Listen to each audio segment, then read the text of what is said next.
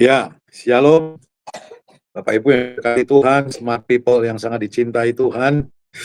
Kita berjumpa lagi dan kita akan sama-sama mengakhiri sesi yang kelima ini masih tentang walking with God, ya, tentang berjalan bersama dengan Tuhan. Nah, Bapak Ibu yang diberkati Tuhan, kita sudah belajar banyak tentang apa? Tentang berjalan bersama dengan Tuhan, bagaimana Tuhan menuntun kita, bagaimana apa yang terjadi pada saat kita berjalan dengan Tuhan.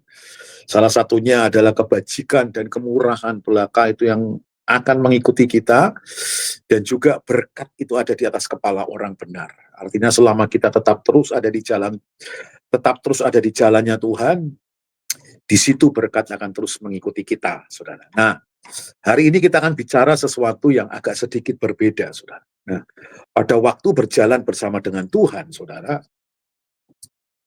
kita itu bisa mendapat banyak masalah.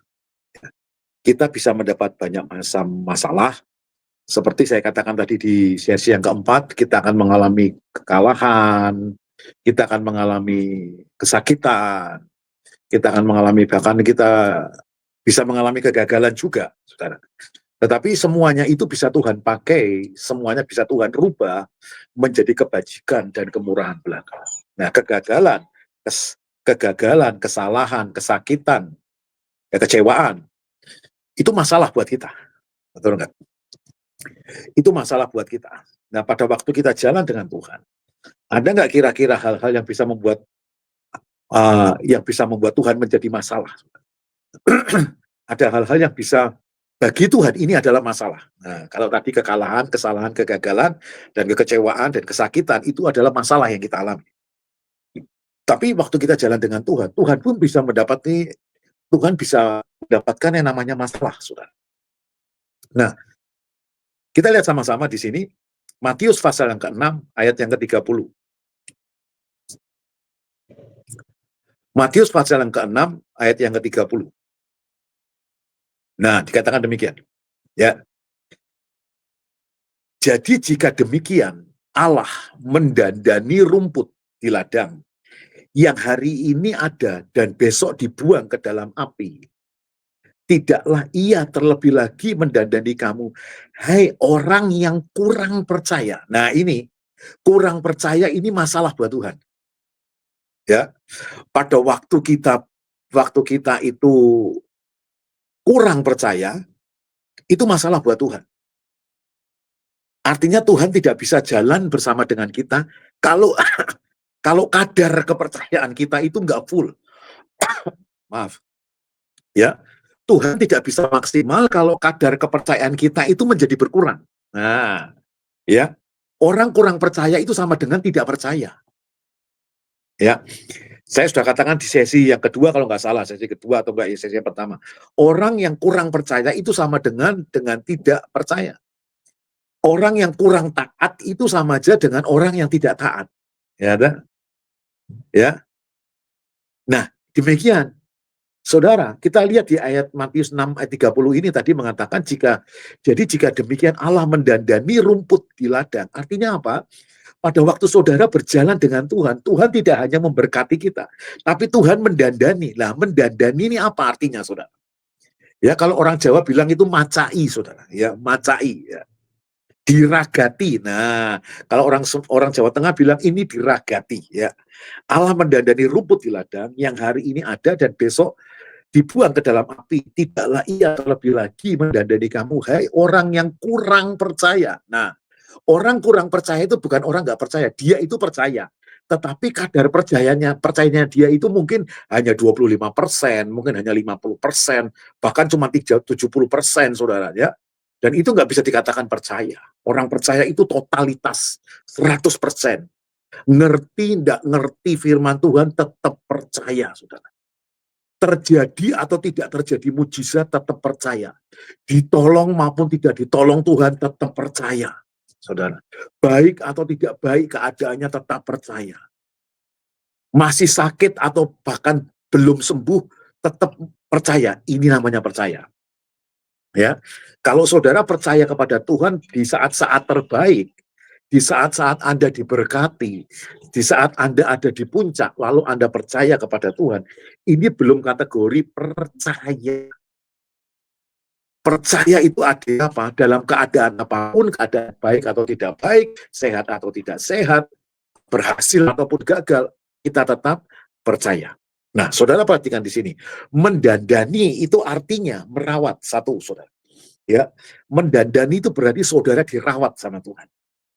Dan yang kedua, mendandani itu artinya memelihara. Ya, memelihara. Kemudian mendandani itu artinya kita diragati sama Tuhan. Ya, kemudian didandani itu artinya menolong. Nah, Tuhan itu menolong. Dan yang terakhir, mendandani itu berarti mempercantik. Nah, Anda kalau mendandani mobil, mobil itu sudah bagus. Anda mendandani itu Anda ganti peleknya, bener nggak? Anda kasih kaca film, ya ada tape-nya sudah bagus, kamu upgrade lagi tape-nya menjadi lebih bagus suaranya. Kaca filmnya kamu upgrade yang lebih mahal, yang anti panas dan segala macam, saudara. Ya, lampu kamu tambahin, lampu kabin yang tadi warnanya kuning kamu ganti jadi warnanya putih. Ya, pelek yang kamu tadinya ring 13 kamu naikkan menjadi ring 15. Itu maksudnya mendandani. Nah, mendandani itu berarti sudah ada dibuat menjadi lebih baik. Nah, itu mendandani, saudara. Ya, hidup kita ini dipercantik bukan tampilan kita. Nah, yang Tuhan dandani itu bukan tampilan kita, bukan casing kita yang akan Tuhan dandani. Ya, ya, karena tampilan hanyalah akibat. Nah, tampilan itu hanyalah akibat, bukan tujuan.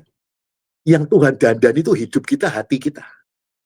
Ya, kalau hati kita sudah cantik, saudara, hati kita bersih, ya toh, hati kita bersih, pikiran kita bersih, otomatis, saudara, perkataan kita, perbuatan kita itu akan bersih dan wajah kita itu jauh lebih menyenangkan dilihat orang. Ya, kalimat dandan sering dipakai oleh para wanita. Nah, ya dah. Kalimat dandan itu sering dipakai oleh wanita. Wanita yang sedang berdandan adalah wanita yang sedang make up. Ya, make up atau makeover. Ya. Maksudnya apa? Rumput kan dikatakan tadi di sini, saudara. Rumput di ladang hari ini ada, besok dibuang ke dalam api. Ya. Kalau rumput aja Tuhan dandani, saudara. Ya. Rumput aja mendandani, saudara. Maksudnya rumput ini kan nggak bernilai, saudara. Benar nggak? Ya. Rumput ini kan nggak bernilai, rumput ini nggak ada harganya, saudara. Ya, rumput ini nggak ada harganya. Tetapi yang nggak ada harganya ini, Tuhan mendandani loh, saudara. Ya, yang nggak ada dandan, yang maksudnya yang tidak berharga ini Tuhan rawat loh, Tuhan pelihara, saudara. Ya, Tuhan buat menjadi cantik, saudara. Rumput yang kurang bernilai Tuhan tetap mendandani dan orang yang kurang percaya juga Tuhan mendandani, saudara. Tetapi di sini kita tidak bisa melihat Tuhan maksimal. Walaupun sebenarnya Yesus tujuannya itu adalah mengkritik, saudara. Ini Yesus ini ngomong seperti gini, Yesus mengkritik level atau tingkat kepercayaan mereka. Ya, ini Yesus ngomong, orang yang kurang percaya, ini sebenarnya Yesus mengkritik. Ya, Yesus mengkritik orang yang level atau tingkat kepercayaannya mereka. Berarti tingkat kepercayaannya mereka itu masih rendah. Ya, tingkat kepercayaannya mereka masih rendah. Kalau tingkat kepercayaannya mereka masih rendah, bisa dipastikan tingkat ketaatan mereka juga mengikuti. Karena tingkat iman kita sangat ditentukan dari tingkat kualitas ketaatan kita. Ya, sekali lagi saya katakan tingkat iman kita sangat ditentukan dari kualitas ketaatan kita. Artinya ketaatan kita akan menentukan kualitas iman kita. Berarti yang namanya kurang itu artinya terbatas. Nah, saudara, saya kasih tahu. Kalau kata-kata kurang itu berarti terbatas. Ya, orang kurang makan, ya juga nggak bagus. Nah, orang orang kurang tidur juga kurang bagus. Nah, orang kurang olahraga juga kurang bagus, saudara. Orang kurang bersaat teduh dengan Tuhan juga kurang bagus. Orang yang merenungkan firman Tuhan juga kurang bagus. Segala sesuatu yang kurang itu nggak akan pernah bisa maksimal, saudara. ya. Segala sesuatu yang kurang tidak akan pernah bisa maksimal. Begitu juga kalau percayamu sama Tuhan itu kurang, ya, yang kita terima dari Tuhan itu nggak bisa maksimal, ya. Tuhan nggak bisa maksimal. Tuhan mau saudara dan saya itu maksimal dalam Tuhan. Menerima berkatnya maksimal, saudara. Dipakai Tuhan maksimal, saudara. Mengalami damai Tuhan itu maksimal, saudara. Ya, karena yang kurang itu nggak enak, saudara. Ya, kurang uang itu nggak enak. Ya, segala sesuatu yang kurang itu kurang enak. Baterai HP yang kurang penuh akan membatasi komunikasi kita. Ya, kalau Anda berpergian jauh, baterai Anda posisinya 50%, Anda nggak bawa power bank, Anda nggak bawa charger, saudara. Ini akan membatasi komunikasi kita. Ya, mobil, ya, bensin mobil kita yang kurang akan membatasi perjalanan kita, saudara. Ya, kalau perjalanan kita menuju ke Jakarta, tapi bensin kita itu nggak penuh, saudara, itu akan menghambat perjalanan kita. Ya, kondisi badan kita yang kurang sehat, aktivitas kita nggak akan bisa maksimal, saudara. Ya, itu juga waktu uang kita kurang, kita nggak bisa beli apa-apa, saudara. Begitu juga anak yang kurang perhatian akan suka caper sama orang lain. Begitu juga dengan istri. Istri yang kurang perhatian dari suami akan berdampak yang buruk. Demikian saudara, kadar percaya yang kurang atau berkurang akan sangat mudah bagi kita mempercayai yang lain. Nah, dengar baik-baik. Orang yang kurang percaya, orang yang kadar percayanya itu kurang atau berkurang, akan sangat mudah bagi dia untuk mempercayai yang lain. Nah, artinya orang yang kurang percaya itu berarti orang yang gampang terpengaruh. Orang yang kurang percaya adalah orang yang bisa berubah tidak setia. Dia berpotensi untuk menjadi tidak setia. Baik dengan pasangan, baik dengan circle atau komunitas, baik dengan gereja, bahkan baik dengan Tuhan, saudara. Ya, itu sebabnya Tuhan sangat mengecam. Yesus mengkritik orang-orang yang kurang percaya. Orang kurang percaya itu adalah orang yang tidak bisa diberi tanggung jawab. Ya.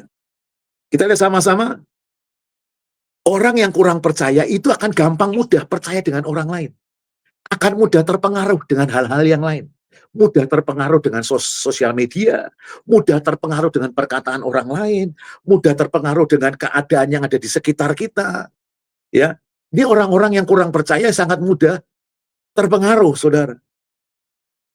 Perasaan, keadaan, ketakutan, kekecewaan, kegagalan yang membuat kita kurang percaya dalam meraih segala janji-janji Tuhan. Yes. Smart people yang diberkati Tuhan, saudara. Tuhan mau kita maksimal, saudara. Tuhan mau kita maksimal. Dalam segala hal, Tuhan mau kita maksimal. Dalam mencintai kita maksimal, dalam mengasihi kita maksimal, dalam menolong orang kita maksimal, dalam hidup di dalam Tuhan, Tuhan mau kita maksimal, di dalam melayani Tuhan mau pelayanan kita maksimal. Semua Tuhan mau kita ini maksimal, saudara. Ya, itu sebabnya kalau kita kurang percaya, saudara, kalau kurang percaya, kita nggak akan bisa mendapat lebih daripada Tuhan. Coba lihat sama-sama Yohanes 15 ayat yang ke-11. Ya. Yohanes 15 ayat yang ke-11. Dikatakan seperti ini, semuanya ini kukatakan kepadamu, supaya sukacitaku ada di dalam kamu, dan sukacitamu menjadi penuh. Saudara, dengar baik-baik, kata-kata penuh. Sukacita yang tidak penuh itu sama aja dengan tidak sukacita. Semuanya itu katakan kepadamu, supaya sukacitaku ada di dalam kamu, dan sukacitamu menjadi penuh. Artinya apa? Kalau Tuhan beserta dengan kita, Tuhan ada di dalam hidup kita, saudara, sukacitanya Tuhan ada dalam hidup kita, semua yang baik ada dalam hidup kita ada dalam rencana Tuhan, maka sukacita kita itu menjadi penuh, saudara. Wow, saudara, ini amazing banget, saudara. Ya, kalau sakitmu nggak sembuh gimana? Masih bisa sukacita nggak? Kalau doamu nggak dikabulkan gimana? Masih sukacita nggak?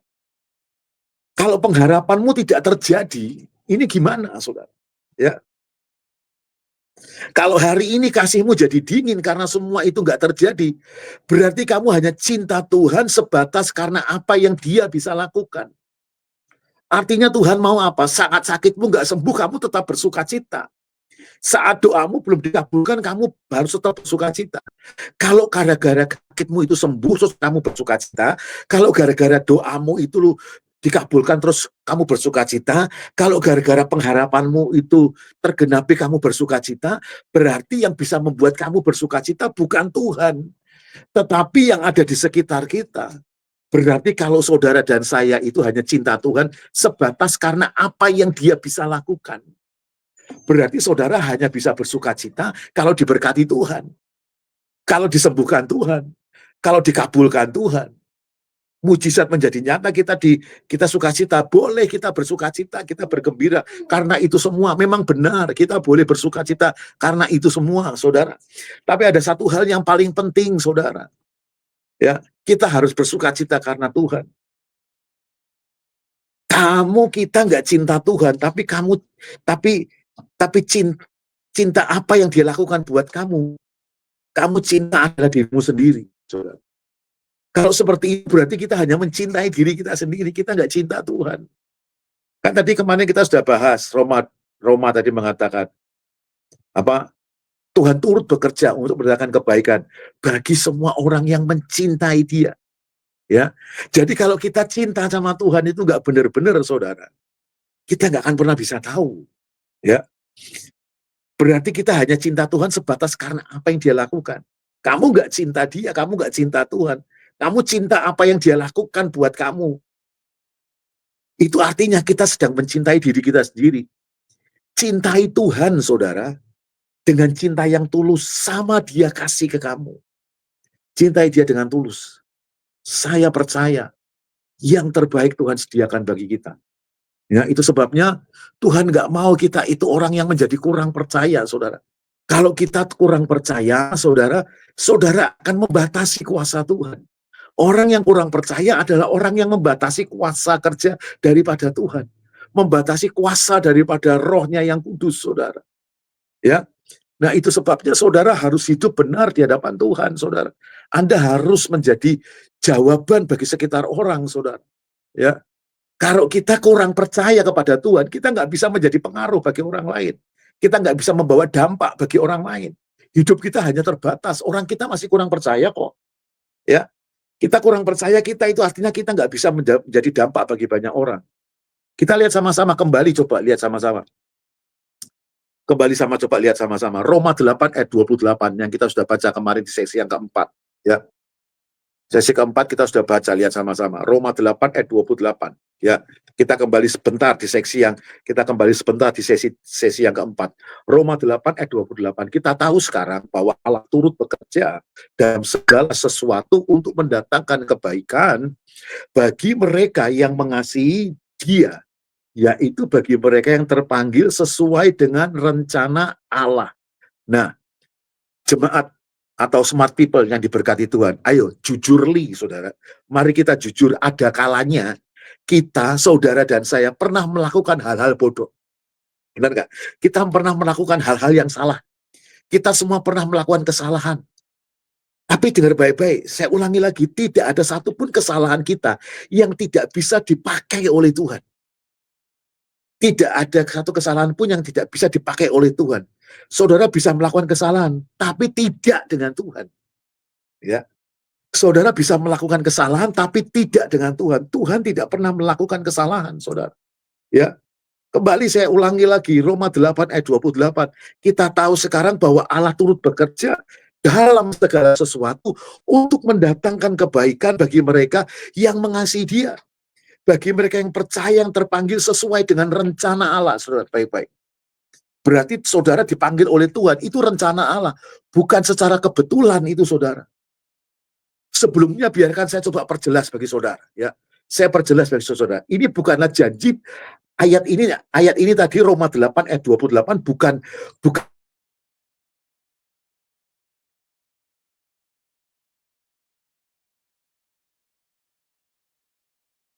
dalam segala sesuatu untuk mendatangkan kebaikan bagi mereka yang memberontak melawan Dia, bagi mereka yang tidak percaya, bagi mereka yang tidak menjalani hidup seturut dengan kehendaknya. Ayat ini tidak berlaku bagi mereka. Ya, ayat ini nggak berlaku bagi mereka yang memberontak terhadap Tuhan, bagi mereka yang tidak menurut kepada Tuhan, bagi mereka yang tidak menjalani hidup seturut dengan kehendaknya. Ya, nah, Bapak Ibu yang diberkati Tuhan, janji ini ditujukan bagi siapa? Bagi orang-orang yang datang kepada Tuhan dan berseru seperti gini, saudara. Ayat ini berlaku bagi mereka yang datang sama Tuhan dan berseru seperti gini. Mereka ngomong sama Tuhan seperti gini, Tuhan, aku ingin hidup seturut dengan tujuanmu. Tuhan, aku memang tidak selalu benar, tetapi aku ingin melakukan hal yang benar. Nah, ayat ini berlaku untuk orang-orang kayak gini, saudara. Ayat ini berlaku untuk orang-orang yang berkata seperti ini, aku ingin percaya kepada Engkau ya Tuhan, dan aku ingin ikut Engkau. Lakukanlah itu, saudara. Dan saya percaya Tuhan akan mengambil semua dosa dan kesalahan kita dan menggunakannya untuk mendatangkan kebaikan, saudara. Ya, Tuhan akan menggunakannya, Tuhan akan mengambil semua kesalahan kita untuk mendatangkan kebaikan. Itu alasannya untuk kita bersukacita, saudara. Itu alasan kita untuk bersukacita. Ketika saudara dan saya menyerahkan hidup kita ke tangan Tuhan, itu bukan berarti tidak akan pernah kita berbuat kesalahan lagi. Oh enggak, saudara. Ketika kita menyerahkan hidup ke tangan Tuhan, itu berarti kita masih bisa berbuat salah, saudara. Artinya apa? Saudara dan saya akan masih bisa membuat keputusan-keputusan yang salah.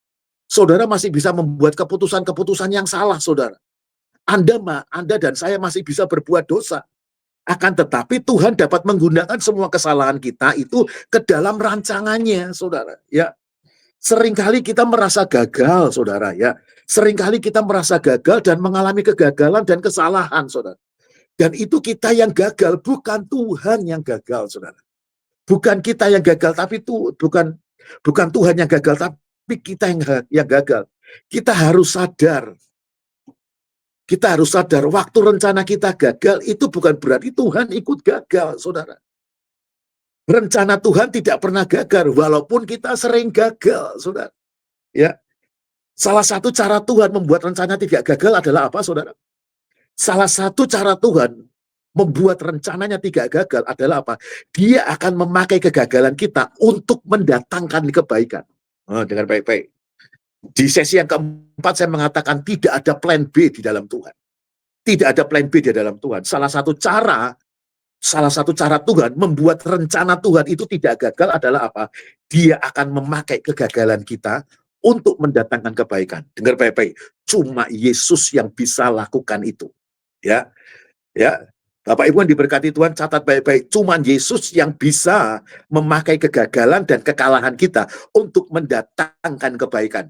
Enggak ada orang lain yang bisa melakukan itu. Ya, orang di luar Tuhan gagal ya gagal, salah ya salah, saudara. Kalah ya kalah.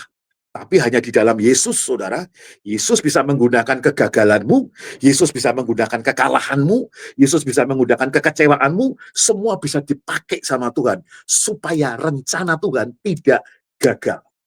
Anda boleh katakan amin. Ya. Ya, sekali lagi Tuhan tidak punya plan B. Ya, tidak ada plan B dalam hidup kita. Tidak ada plan B dalam hidup orang percaya. Tuhan tahu semua kesalahan yang Anda buat jauh sebelum kita melakukannya. Ya, Tuhan tahu semua kesalahan yang Anda buat jauh sebelum Anda melakukannya karena Dia Allah yang Maha Tahu. Dia juga tahu bahwa Dia dapat menggunakan kesalahan kita masuk dalam rencananya. Tuhan juga tahu bahwa Tuhan itu bisa menggunakan Tuhan bisa menggunakan kegagalan kita masuk dalam rencana Tuhan. Jadi Tuhan bisa menggunakan kegagalan kita, kekalahan kita, kesalahan kita sebagai jembatan, saudara. Nah, sebagai jembatan. Jembatan itu apa, saudara? Menghubungkan satu tempat ke tempat yang lain. Ya, makanya dibutuhkan yang namanya jembatan, saudara. Ya. Dari Surabaya ke Madura itu ada namanya jembatan Suramadu. Nah, jembatan Suramadu itu adalah apa? Menghubungkan dari Surabaya ke Madura. Nah begitu juga saudara. Kekalahan dan kesalahan dan kekecewaan yang kita alami itu semua bisa dijadikan jembatan bagi Tuhan untuk saudara masuk dalam rencana Tuhan. Ya, artinya saudara boleh istirahat, saudara boleh Anda boleh Anda boleh beristirahat. Mungkin Anda capek, Anda boleh beristirahat. Anda boleh istirahat. Kamu hidup di dalam Tuhan. Kamu hidup di dalam Tuhan. Kamu hidup di dalam rencana Tuhan. Mungkin kamu merasa capek. Aduh capek akhir-akhir ini hidupku, aku lelah. Aku capek, pikiranku ini capek, saudara. Aku nggak tahu harus berbuat apa. Kadang-kala Tuhan izinkan kamu istirahat. Ya, Tuhan izinkan kamu istirahat supaya Tuhan itu bisa memulihkan energi kita. Ya, saudara bisa beristirahat di dalam Dia. Saudara bisa berhenti untuk khawatir. Ya, lakukanlah yang terbaik dengan segala yang telah Tuhan anugerahkan. Ya, saudara yang diberkati Tuhan. Itu sebabnya saudara butuh sesuatu yang membuat Anda itu bisa berjalan. Yang pertama, saudara, Anda butuh yang namanya Roh Kudus. Anda butuh yang namanya Roh Kudus. Tanpa Roh Kudus, saudara nggak bisa sama sekali melakukan apa-apa. Karena Roh Kudus itulah yang membuat saudara mampu melakukan semua rencana Tuhan. Ya, Roh Kuduslah yang bisa membuat saudara melakukan semua rencana Tuhan. Makanya saudara, untuk bisa menyertai kita, nggak mungkin Tuhan menyertai kita dalam bentuk fisik waktu Dia ada di bumi. Ya, nggak mungkin Tuhan menyertai kita itu seperti orang yang pakai baju putih, dia brewok, rambutnya panjang. Itu fisik Tuhan waktu Tuhan masih ada di dunia 2025 tahun yang lalu. Tapi sekarang Tuhan menyertai kita sudah tidak dalam bentuk fisik, tapi lewat rohnya, saudara. Ya, lewat rohnya. Nah, kan akhir-akhir ini gereja sedang merayakan pencurahan Roh Kudus, saudara. Gereja sedang menanti-nantikan Roh Kudus tercurah. Nah, itu sebabnya Bapak Ibu yang diberkati Tuhan, tidak ada alasan saudara harus hidup di dalam Tuhan. Anda harus dipimpin oleh Roh Kudus. Baptisan Roh Kudus itu hanya satu kali, tapi kepenuhan Roh itu bisa berkali-kali, saudara. Ya. Nah, itu sebabnya saudara yang diberkati Tuhan tetap terus andalkan Tuhan. Jangan Anda mau ditipu oleh di dunia ini. Anda jangan mau tertipu oleh jahatnya dunia. Karena saya percaya saudara, kalau saudara mengandalkan Tuhan, saudara hidup di dalam Tuhan, saudara, maka saudara akan banyak mengalami keuntungan, saudara. Waktu saudara jalan dengan Tuhan, saudara akan mengalami banyak keuntungan. Ya enggak? Masa saudara mau jalan sama Tuhan tidak menguntungkan? Ya. Meskipun saudara bilang seperti gini, untung enggak untung aku tetap mau jalan sama Tuhan. Yes, amin, saya juga seperti itu. Tetapi ada keuntungan yang Tuhan beri bagi kita, saudara. Ya. Kita lihat baik-baik. Jadi pada waktu kita jalan sama Tuhan, saudara harus percaya sama perkataannya. Ya enggak? Ya. Waktu Mas Ferdi itu tuntun saya ke rumahnya. Ya. Terus Mas Ferdi bilang, nanti Pak Wempi kita belok kiri, nanti kita naik mobil ini, naik bis ini. Saya harus percaya omongannya dia. Kalau saya nggak percaya dengan omongannya dia, saya nggak sampai ke rumahnya. Begitu juga dengan Tuhan. Waktu kita jalan dengan Tuhan, saudara, di samping Tuhan mendandani, saudara. Tapi kalau kita didandani, kita banyak protes, saudara. Ya, kita banyak protes, saudara. Kita nggak akan mengalami, saudara.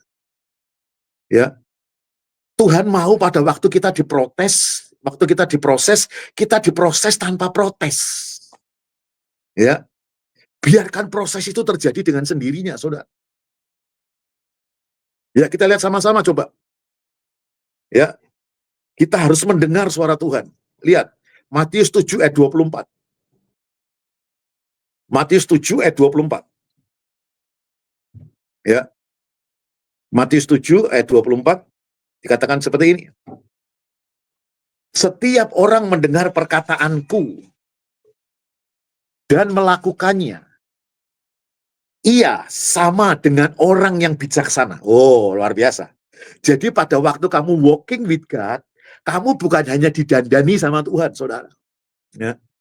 Kamu bukan hanya didandani, saudara. Keluargamu didandani, anakmu didandani, kehidupanmu didandani sama Tuhan. Dan yang terakhir ini, saudara, Waktu kita jalan sama Tuhan, saudara dan saya menjadi orang yang bijaksana.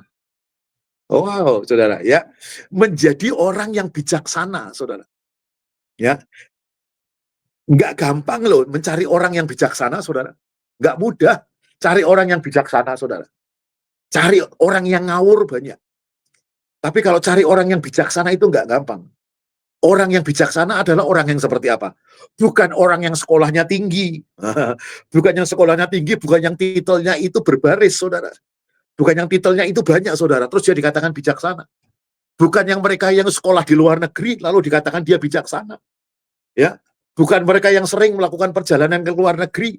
Bukan mereka yang sudah sekolah di luar negeri, terus dikatakan bijaksana. Enggak, saudara. Kata bijaksana versinya Tuhan, ya di sini, saudara. Kata bijaksana versinya Tuhan itu seperti gini. Siapa mereka yang bijaksana? Setiap orang yang mendengar perkataanku, ya, setiap orang yang mendengar perkataanku ini dan melakukannya. Loh, saudara, ia sama dengan orang yang bijaksana. Iya. Jadi orang bijaksana versinya Tuhan. Ya, orang bijaksana yang benar itu adalah orang bijaksana yang mendengarkan perkataan Tuhan dan melakukannya, saudara. Ia sama dengan orang yang bijaksana yang mendirikan rumahnya di atas apa, saudara? Di atas batu, saudara. Saudara lihat, saudara, orang yang mendirikan rumah di atas batu dan yang di atas pasir, saudara. Nah, ketika saudara dan saya mulai membangun hubungan dengan Tuhan, saudara. Ya, waktu Anda mulai membangun hubungan dengan Tuhan, atau dengan kata lain, waktu saudara memperbaiki hubunganmu dengan Tuhan, saudara, saudara dan saya akan memperoleh berbagai keuntungan. Seperti apa keuntungannya? Dan yang keuntungannya seperti apa? Yang pertama, kestabilan. Dan yang kedua, kejelasan. Ya, ya. Orang yang bijaksana adalah apa? Orang yang stabil hidupnya, ya. Orang yang memiliki masa depan yang jelas. Ini orang bijaksana. Ya, perkataannya itu jelas, ya, nggak ngawur. Yesus bercerita, saudara. Yesus bercerita tentang dua orang yang membangun rumah, ya. Nggak perlu kita buka ayatnya karena waktu saya nggak banyak. Yesus bercerita tentang dua orang yang membangun rumah. Satu di atas fondasi pasir dan yang lainnya di atas fondasi batu. Betul kan, saudara? Jadi orang yang bijaksana dan yang tidak bijaksana punya masalah yang sama, saudara. Ya, orang bijaksana dan orang yang tidak bijaksana punya masalah yang sama, saudara. Masalahnya apa, saudara? Angin, hujan, dan badai. Nah, ya enggak? Yang di atas batu dan yang di atas pasir punya masalah yang sama. Angin, hujan, dan badai, saudara. Ketika angin dan hujan badai datang, rumah yang dibangun di atas pasir roboh. Nah, tetapi rumah yang dibangun di atas batu mampu bertahan melawan badai. Rumah itu kuat karena apa? Rumah itu memiliki sentral. Rumah itu memiliki sentral. Begitu juga saudara dan saya harus memiliki pusat kehidupan, saudara. Waktu kamu walking with God, saudara. Waktu kamu jalan bersama dengan Tuhan, fokus kita, pusat kita harus ada kepada Tuhan. Saudara bisa merasakan keuntungan, saudara. Ya, merasakan keuntungan. Begitu pula Anda harus memiliki pusat kehidupan Anda. Sebab saudara dan saya akan menghadapi badai sepanjang hidup kita. Selama kita masih ada di dunia, kita berpotensi menghadapi badai kehidupan sepanjang jalan hidup kita.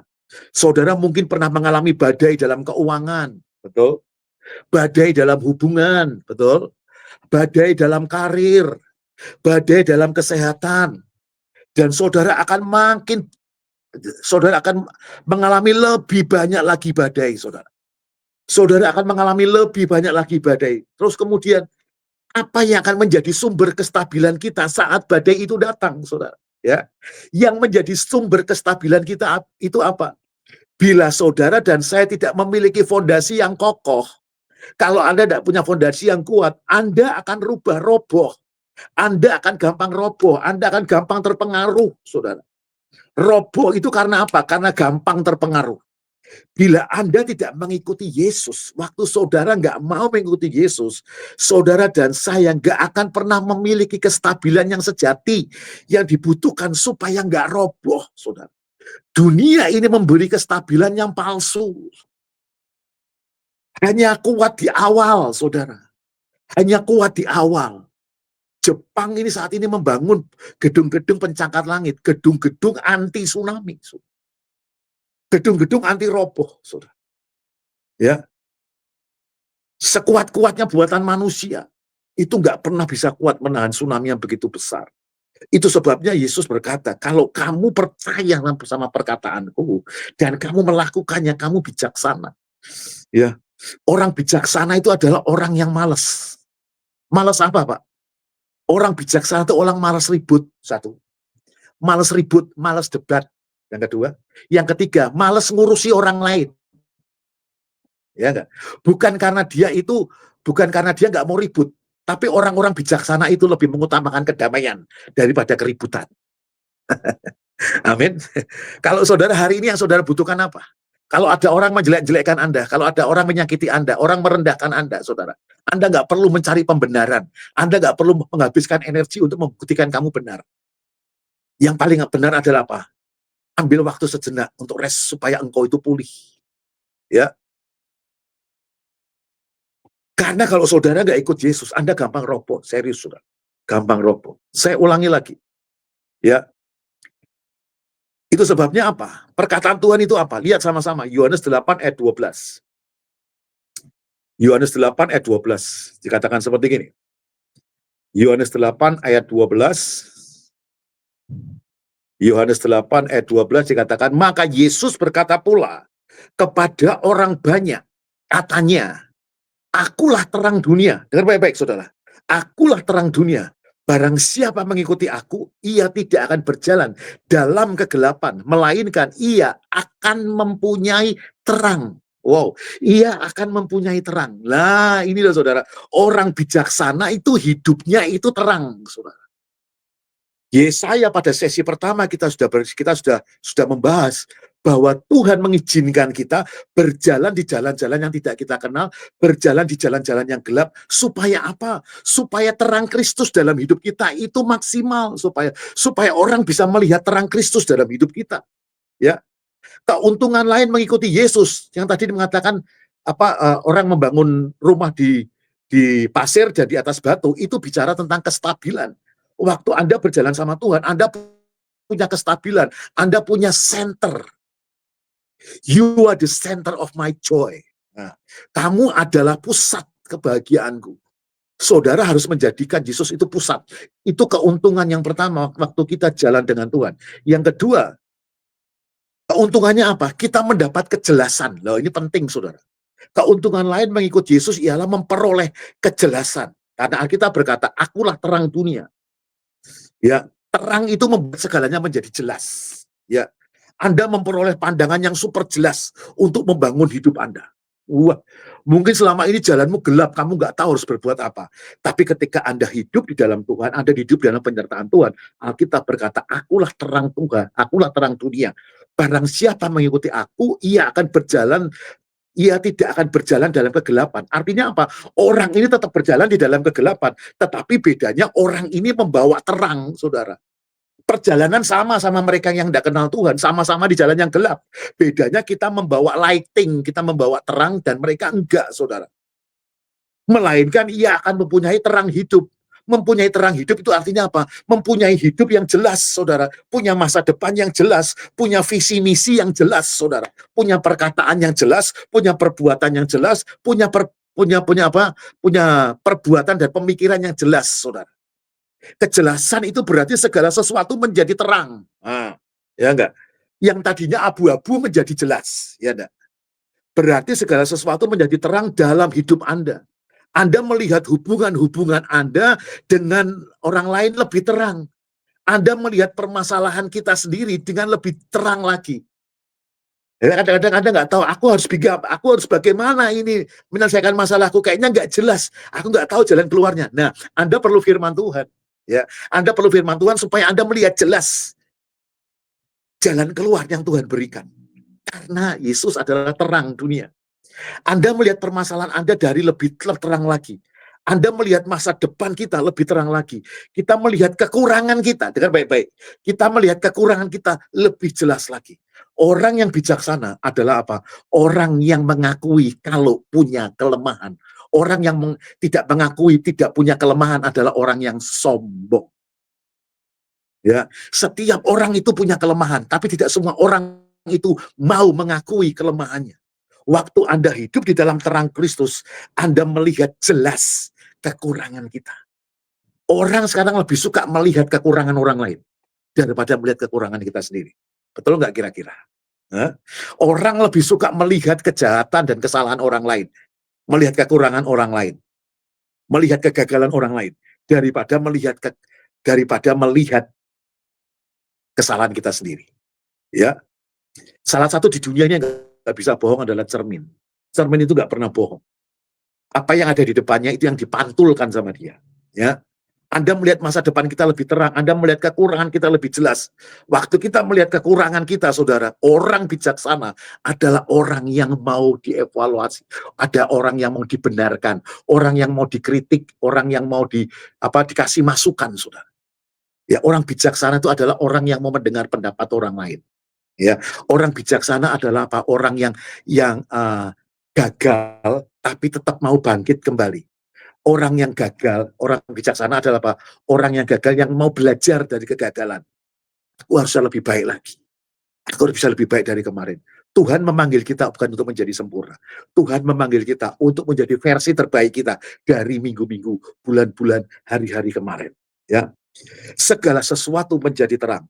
Dan seketika saudara dan saya tidak lagi merasa bingung dan bimbang. Nah, kalau semuanya jelas kan kita nggak perlu bingung dan bimbang. Ya enggak? Kalau semuanya jelas kan saudara nggak perlu bingung dan bimbang. Semuanya lebih terarah, semuanya lebih fokus, semuanya lebih cetok, saudara. Jadi Anda nggak perlu bingung. Kenapa orang bingung? Karena nggak jelas. Ya enggak? Orang bingung itu karena nggak jelas. Kenapa orang bimbang? Ya karena nggak jelas juga, saudara. Makanya saudara perlu sesuatu yang bisa membuat terang. Makanya saudara dan saya itu perlu yang namanya lighting. Saudara perlu yang namanya terang. Yesus berkata seperti gini, saudara, akulah terang dunia. Barang siapa mengikuti aku, ia tidak akan berjalan dalam kegelapan, melainkan akan mempunyai terang hidup. Nah, sekarang saudara, sekarang masalahnya, dan bagaimana terang itu bisa nyala. Di rumahmu kan ada lampu, betul? Di rumahmu ada lampu, mobil ada lampu, ya enggak? Handphone ada lampunya. Tapi lampu itu sinarnya, terangnya bisa nyala kalau ada on off-nya. Betul enggak? Ada on off-nya, saklar on off-nya, baru bisa nyala. Dan bagaimana terang Kristus itu bisa nyala? Terang Kristus juga perlu on off. On off-nya apa? Coba lihat baik-baik. Tolong ditampilkan. Mazmur 119 ayat 130. Lihat baik-baik. Mazmur 119 ayat 130. Tolong ditampilkan.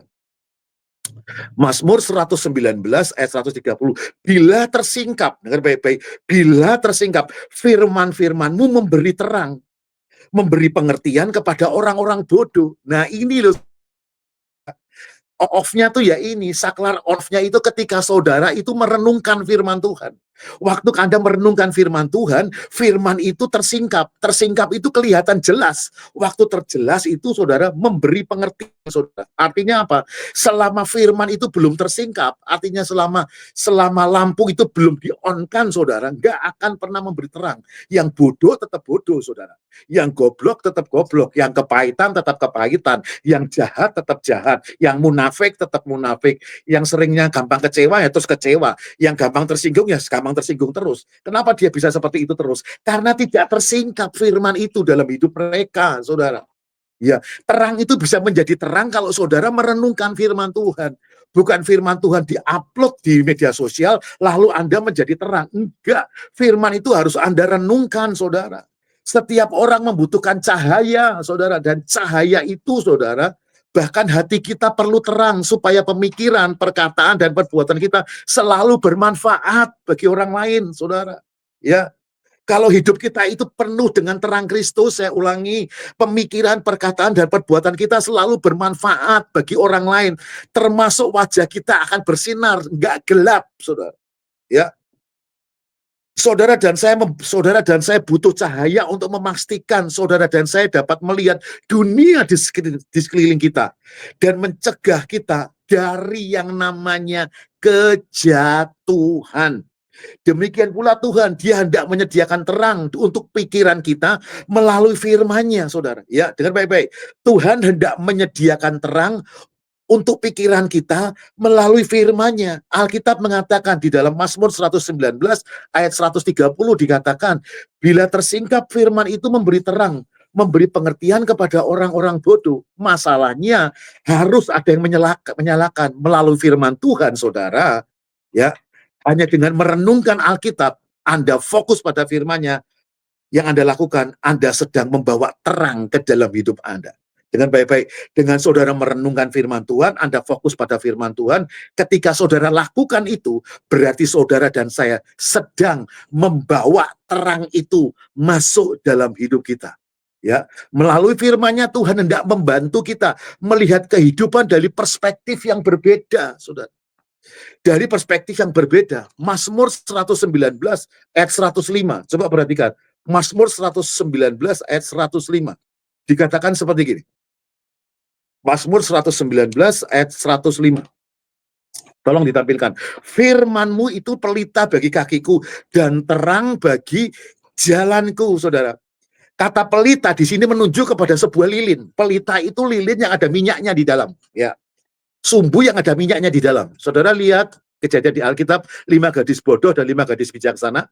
Ya, kalau Anda wanita, saudara harus masuk dalam gadis bijaksana. Artinya apa? Pelita di sini menunjuk kepada sebuah lilin di dalam lampu yang dibawa oleh setiap orang berjalan di dalam kegelapan. Lilin ini tidak maksudnya pelita ini tidak menerangi ruangan kita. Pelita ini hanya menerangi jalan yang ada di depan kita, saudara. Prinsip kerjanya sama dengan bagaimana Anda membawa senter. Waktu Anda membawa senter, jika Anda pengen senter dan sinarnya itu lebih jauh lagi sinarnya, Anda harus ngapain? Anda harus maju, ya enggak? Anda harus maju supaya sinarnya itu bisa semakin jauh. Maka Anda harus mengambil langkah berikutnya. Memang lilin atau senter tidak menyingkirkan kegelapan. Dengar baik-baik. Lilin dan senter tidak menyingkirkan kegelapan, tapi dengan lilin dan senter, saudara dan saya bisa jalan dalam kegelapan. Begitu juga dengan firman Tuhan. Firman Tuhan tidak selamanya menghilangkan masalah. Tetapi dengan firman Tuhan, saudara dan saya bisa berjalan di tengah-tengah masalah dan kegelapan yang ada. Itu cukup bagi saudara dan saya untuk terus mempercayai Tuhan. Amin, saudara. Ya, mungkin kita pernah terbentur dalam kehidupan. Mungkin kita pernah merasa kehilangan arah atau berjalan di tempat. Mungkin kita pernah berpikir, saya nggak tahu apa yang harus saya lakukan, kerjakan lagi. Saya sudah mentok, Pak. Udah nggak ada yang bisa aku lakukan. Untuk itu, jadikanlah mengikut Yesus sebagai prioritas utama, saudara. Sebab ketika Anda mengikuti rencana dan tujuannya, ya, kalau Anda mengikuti rencana dan tujuannya, Dia memberi Anda kejelasan. Nah, Dia memberi Anda kejelasan akan apa yang seharusnya Anda lakukan. Nah, Anda yang tadinya mentok, saudara, ya, Anda mentok nggak tahu harus berbuat apa. Anda harus mengikuti Tuhan. Waktu Anda mengikuti Tuhan, Tuhan akan memberi kejelasan apa yang harus kita lakukan. Ketika Anda walking with God, saudara, segalanya akan menjadi lebih jelas dan terang. Tapi jangan salah, saudara, ikut Tuhan tidak membuat segalanya menjadi mudah, apalagi murah. Tapi ikut Tuhan, jalan dengan Tuhan, Tuhan akan membuat segalanya menjadi mungkin. Ya, yang tidak mungkin Tuhan akan membuat menjadi mungkin. Ya, itu sebabnya, saudara diberkati Tuhan, seringkali kita terjebak dan mencari terang Tuhan untuk menerangi seluruh hidup saya. Tetapi saya telah belajar bahwa Tuhan memberikan kita cukup cahaya. Dengan baik-baik. Tuhan memberikan kita cukup cahaya untuk langkah kita selanjutnya. Saat kita mengambil langkah itu artinya apa? Waktu kamu mulai berjalan. Waktu kamu mulai berjalan, setiap langkah, itu ada terang Tuhan di situ. Ya, salah satu cara terbaik untuk menyalakan terang firman Tuhan adalah apa, saudara? Salah satu terbaik untuk menyalakan terang Tuhan adalah apa? Yaitu Anda memperkatakan firman Tuhan di dalam doa. Seperti Mazmur 119 ayat 18. Coba tolong. Mazmur 119 ayat 18. Mazmur 119 ayat 18. Dikatakan seperti gini, saudara. Ya. singkapkanlah mataku, supaya aku memandang keajaiban-keajaibanmu dari apa? Dari apa, saudara? Dari kekayaan? Dari keuangan? Dari deposito? Enggak, saudara. Dari apa? Dari Tauratmu. Dari firman-Mu, saudara. Artinya apa? Dari firman Tuhan itu Tuhan akan singkapkan, saudara. Jadi kalau saudara tidak pernah baca firman Tuhan, nggak pernah merenungkan firman Tuhan, nggak punya waktu bersaat teduh untuk bersama dengan Tuhan, saya yakin dan percaya Anda jalanmu akan tetap terus gelap selamanya. Tetapi ketika Anda mengambil keputusan untuk hidup di dalam Tuhan, mengandalkan Tuhan, bergantung kepada Tuhan, Tuhan akan singkapkan mata kita untuk memandang semua keajaiban-keajaiban. Mungkin keajaiban, mujizat-mujizat itu sudah ada di sekitar kita. Sudah ada di sekitar kita. Masalahnya apa? Mata kita masih gelap. Ditutupi oleh keinginan-keinginan duniawi, ditutupi oleh janji-janji duniawi, ditutupi oleh masa-masa lalu, ditutupi oleh kegagalan dan kekalahan. Sehingga mata kita tidak bisa tersingkap dan Anda tidak bisa melihat seluruh kebaikan Tuhan. Di sesi yang terakhir ini, pesan Tuhan adalah apa? Tetap terus hidup di dalam Tuhan. Tetap terus pegang tangan Tuhan. Biarlah Tuhan yang memegang tangan Anda. Karena Anda akan bisa melihat kebaikan Tuhan terjadi dalam hidup Anda. Ya, jika Anda ingin melihat hal-hal yang indah dari firman Tuhan, kalau saudara pengen melihat hal-hal yang indah dalam firman Tuhan, mintalah Tuhan menyingkapkan mata Anda terhadap apa yang ingin Dia lakukan melalui hidup kita. Amin. Tuhan Yesus memberkati.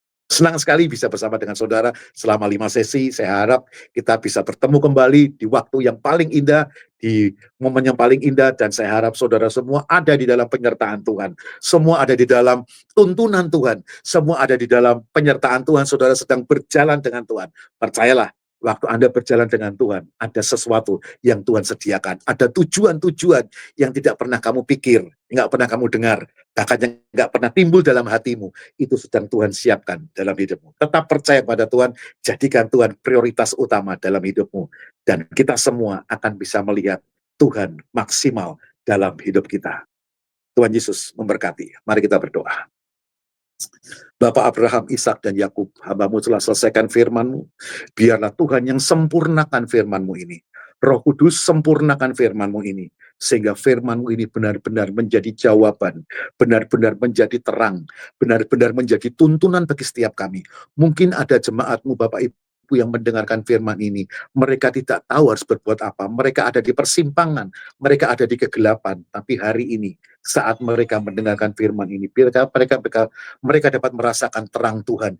Biarlah mereka menjadi pelaku-pelaku firman-Mu, mereka menjadi ketagihan dan ketergantungan akan firman-Mu, karena firman-Mu ini adalah pelita bagi kaki kami dan terang bagi jalan kami. Kami serahkan semua pergumulan dari setiap saudara-saudara, setiap Bapak Ibu yang bisa menangkap siaran ini. Kami percaya apapun pergumulanmu, ketika kamu dekat dengan Tuhan, maka semuanya akan baik-baik saja. Terpuji namamu Tuhan untuk selama-lamanya. Dalam nama Tuhan Yesus, sudah berdoa dan mengucap syukur. Haleluya. Amin. Tuhan Yesus memberkati. Sampai ketemu lagi. Salam buat keluarga. Tuhan Yesus selalu menopang hidup kita. Amin. Sampai ketemu lagi. Tuhan Yesus memberkati.